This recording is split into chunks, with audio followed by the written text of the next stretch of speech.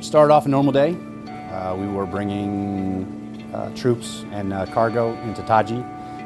You're required to stop there to do a inspection, customs inspection. We managed to pull in, land, uneventful, pulled into the parking spot, turned around to face the runway because the winds were coming at us that way. Keep the engines cool. All the troops went off the back of the airplane. They went into a tent to go get processed. We were hanging out in the airplane, the engine's running, just kind of relaxing, trying to, just wait for the next portion of the mission to start and wait for the troops that were coming back onto the airplane to join us.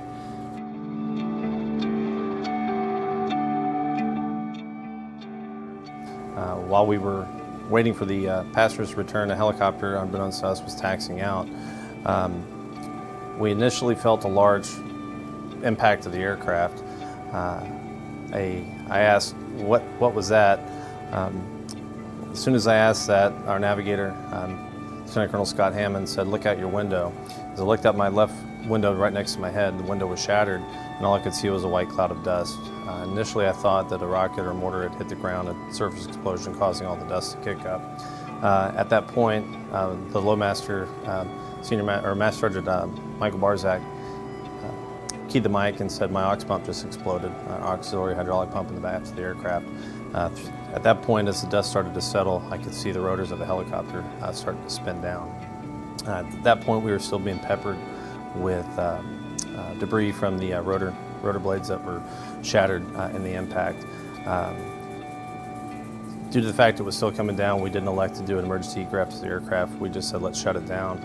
At that point, Colonel Hammond had said we need to go check on the helicopter crew. So while we were going through the shutdown of the aircraft, Colonel Hammond and Lieutenant Colonel George Gibson,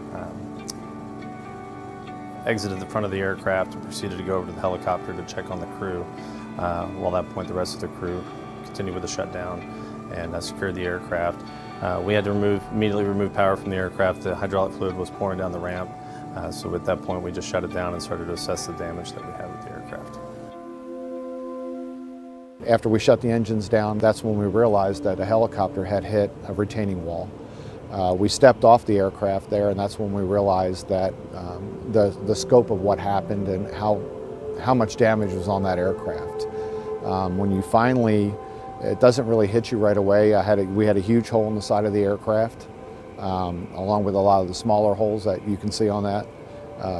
But it wasn't until probably 2 hours later that the whole scope, after you see what it is, you realize that somebody should have been killed. There's no other explanation. When you look at the holes and relative to where we were standing, it was either over our heads, in front, or behind. You count your blessings, and you realize that that could have been your last rotation, but it wasn't. So, and we just continued the remainder of the rotation. Once the aircraft was damaged, it stayed in Kuwait for approximately 90 days. Currently, one of the maintenance facilities that's we're authorized to use is in Lisbon, Portugal, through contract maintenance. And so the crew took it to Lisbon, arrived there on December 4th of 2018, and we took it out on December 10th.